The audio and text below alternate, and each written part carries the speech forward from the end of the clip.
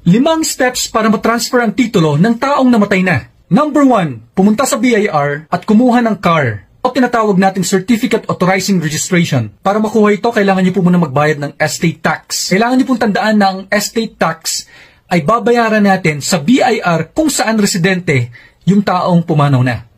Second step, pumunta sa publication company. Pwede po itong newspaper company. Dadalhin niyo po doon yung tinatawag nating dokumento na extrajudicial settlement. Kailangan po kasing maipublish ang dokumento na ito sa loob ng 3 weeks na magkakasunod. Kunin niyo po doon yung affidavit of publication.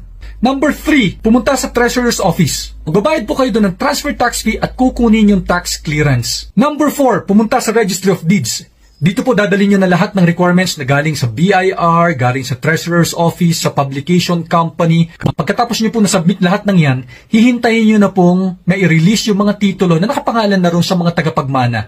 And then 5th step, pupunta po kayo sa assessor's office. Doon nyo po papapalitan ang pangalan ng tax declaration sa pangalan ng mga tagapagmana. Applicable po ang steps na ito pag walang will testament, maraming tagapagmana at hindi nag-aaway-away ang mga tagapagmana. Sa susunod na video, i-discuss ko po sa inyo ang mga requirements at mga kailangan nyong bayaran para matransfer ang titulo ng taong namatay na. Kaya huwag niyo pong kakalimutang mag-follow. Ikaw ba isang real estate broker o real estate agent? O di naman kaya meron kang property at naghahanap ka ng paraan para mabenta ito? Sa Reals Corporation, pwede po kami makatulong sa iyo. Ang gagawin mo lang, pumunta ka sa www.reals.ph.